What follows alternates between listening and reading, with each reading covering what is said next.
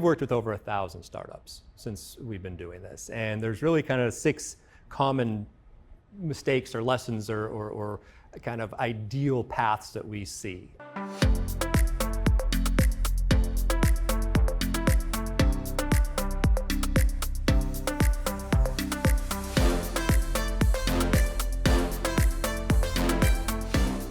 I'm John General, Editor-in-Chief of IPO Edge. Very happy to be here at Nasdaq MarketSite. I have Ryan Keating, who's a partner at EisnerAmper. Now, Ryan, just tell our viewers what you do and what's going on today. We got a lot of early stage companies here, and they need a little strategic advisory. Yeah, so upstairs, as you pointed out, is an event that we're at, EisnerAmper is at. And in particular, companies that are here and what I focus on is really helping them with their back office. So everything from CFO, accounting, and HR. But EisnerAmper is one of the top 15 largest CPA firms in the country. Tax, audit, and then outsourcing and advisory, essentially everything from outsourced back office and CFO to private wealth management, state and local taxes, transfer pricing, the full gamut that you would see from a top 20 CPA firm in the country. Yeah. So Ryan, I find this to be a critically important role that you play, because our country is based on entrepreneurs, right?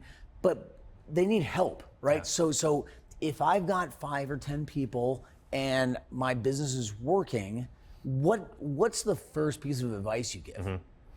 Yeah, so our specialty and what my group does is it really supports venture-backed early stage companies. And everybody has a different definition of a startup. For some people, they think a startup just hasn't gone public yet.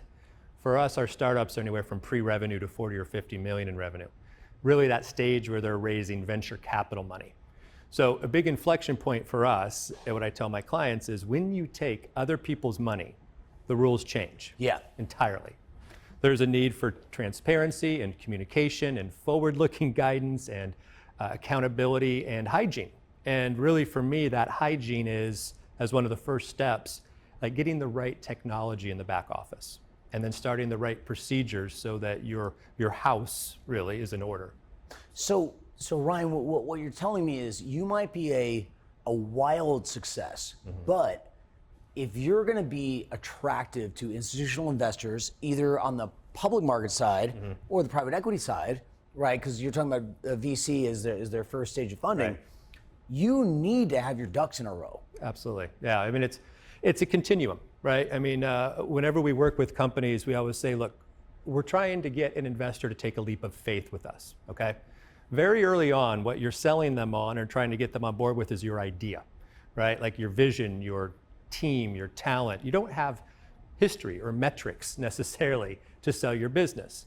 But as you get further along the path, all the way up to an S1 and IPO, everything is about representing how the company has performed, right? So there's this need from a very early stage to really track your numbers, keep even things like HR records, right? Making sure you have the right offer letters and consulting agreements, but keeping your books, what we would like to consider diligence ready, is key.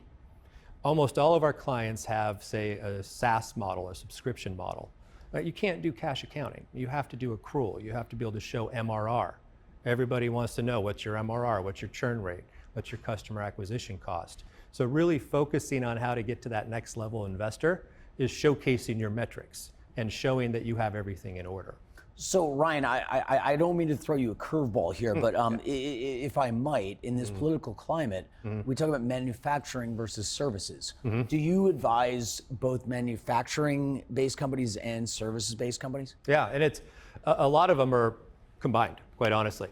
I mean, we're seeing such a convergence, I think, of manufacturing and service. Like some of our most common companies that we see now are like AI robotics companies. I mean, talk about manufacturing and talk about service. Right, it's really combining these things. Yeah. And so it's especially with the AI and at least what we've known to become AI, right? Not AI has been around for a very long time, but the large language models and how we're using them today. Service is in everything. It really is. It's hard to separate, even if you are manufacturing, an element of service that goes in with it. So our portfolio of companies looks exactly like what you see attracting pre-seed, seed, and Series A investment. Because wherever that money, that innovative venture capital money is being focused, are the clients that we support. You know, Ryan, this, again, not to be political, but this strikes me as interesting that there is innovation in manufacturing in the United States. It still goes on. A tremendous amount, yeah.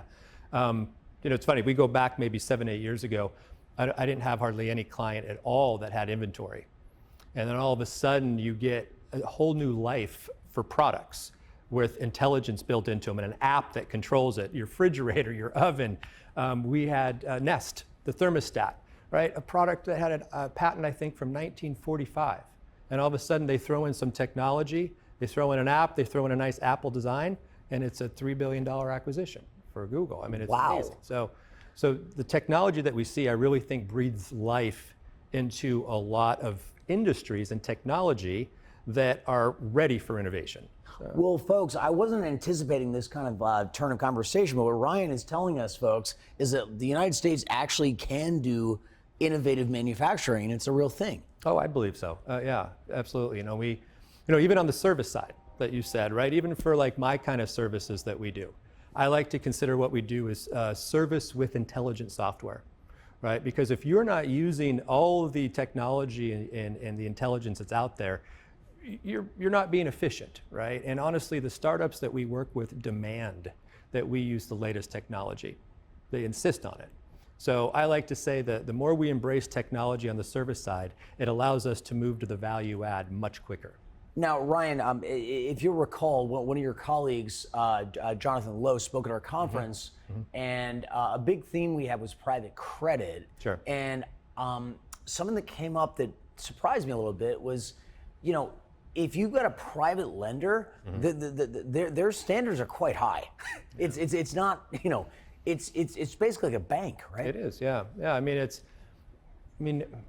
And this, there is debt that is designed for early stage companies. They call it venture debt, right? And now that a lot of startups use a SaaS subscription model, there's also a lot of banks and lenders that will finance the SaaS contract. But outside of that, debt is often based on show me your stats, show me your numbers, right? And a lot of startups aren't there yet. So I always tell my clients, you have two forms of currency. You have equity and you have cash. Chances are you have a lot more equity today than cash. So you got to use it wisely. But at some point that's going to tip and you want to hoard that equity and you'll have more cash available. But you got to know kind of how to use it and sparingly, but not be held up because you're using all your cash. You got to use your equity as well.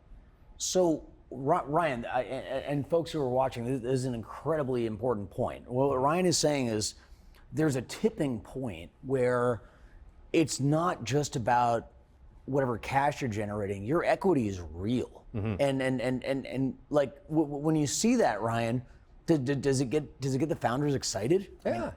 Yeah, founders tend to have a reaction of dilution. Yeah. Right? And I say, look, dilution is a beautiful thing. It means somebody took their money and put it in your bank account. Yeah. Okay. As long as it's at an up round, it's an up value, or it's wonderful. The only downside to dilution is if you fail to execute, and now you're having to go back and get more money at a more expensive, price. Yeah. But otherwise, dilution is the only way to grow. Well, at risk of being political, Ryan, I think about the Chinese, buying all of our bonds. Like, that's pretty nice too. Yeah.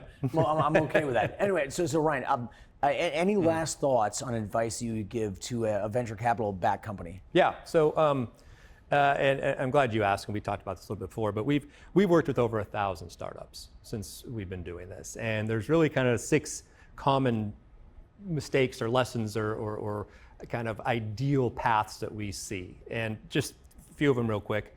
I'm a big fan of a financial model, right? That's kind of how I got my start and where I started really understanding how to project and understand. Well, now, Ryan, tell me more about that, about your background. Yeah, sure. So I started right across the street here at Morgan Stanley. Oh, nice. Okay. Debt capital markets. And the whole thing about, sorry to cut you off there, Ryan, but if you'll indulge me, something I remember vividly is that it was all about historical numbers, right? Like no one gave a damn about my projections, right? It was like the debt investors wanted to know what happened yesterday. Absolutely. And that's a big difference in venture. Venture doesn't have that history, right? And so, so my background, I was at Coopers and Lybrand before they were PricewaterhouseCoopers, and I was at investment banking at Salomon Smith Barney for a short period of time, actually about 85 days. And I was like, there's no way I'm doing this. And I left and started my own business. Ryan, I quit Morgan Stanley quick too, okay, so don't worry. So, and the only thing I knew how to do was build financial models. I was really good at it. And I can tell you, it's probably one of the things that almost every startup is deficient in. It's just not a core, but you need it for fundraising, which is kind of what I started to do. And then my clients would successfully raise and say, hey, can you help us with this? Can you set up our payroll? Can you get us this thing called D&O that our investors say we need, right? They just don't know. And that's the perfect client, right? We got this, we got it. You build and you sell, and we'll handle everything else. And so we kind of developed into this back office model where we do all the finance, all the accounting, and all the HR. But the financial modeling that was the start, really. And for me, if you don't have a model, and when you do a model right, I should say, it satisfies two serious needs for a startup. One, it's a projection for investors. It shows where do we think this market can take us? How do we attack it, right? Is it a sales force where everybody's carrying quotas, or is it Google AdWords budgets, right? How do you go about it? Yeah. And the other purpose is very near-term cash management. You have to be able to know as a startup month to month exactly what you're planning to burn. And even more importantly, which the model will show you, is what are my trade-offs? Right? Like if I don't hire that head of sales next month, what does that do to my launch and my ramp and my, so everything has to react in the model to whatever the most recent data point is. So Ryan, it's funny because the wheels are turning. I do a lot of this myself, sort of off instinct, but as you grow up and you're a real company, you're right. And in particular, if you want to ask someone to give you money, you have to have that framework, right? And if it's a good business, it shouldn't be that hard, right? You need a little advice from Ryan, but other than that, I mean, it's to me, if you don't have the financial model for an investor, you're not showing them how much you need and where you're going to deploy it and what milestones you're going to create or hit. And that's what you have to convey. I'm going to take a certain amount of money from you. I'm going to accomplish this, and it's going to result in that. And Excel is the way you show that, or whatever financial modeling tool you want. But I will caution that I say, I've probably built about 500 financial models, and not a single one has ever been right. And that is not the point at all. But Ryan, it's a lot better than not having any structure. Oh yeah. And I will say, and I think that Ryan will agree with me, is that the spirit of the entrepreneur is still important. You don't want to take that away, right? It's just you need a little framework. Yeah, and it's about that transparency to your investors, your board, understanding your runway. I mean, everybody tries to raise at this stage for 18 to 24 months. And you have to know exactly kind of where you're at in that journey, because 6 months before, you got to start the process. So you really need to track and understand your runway. You need to understand what your trade-offs are. Like if we don't hire this, if we don't close this deal, what can we pull back on? So a model, when it's built really well, is a tool.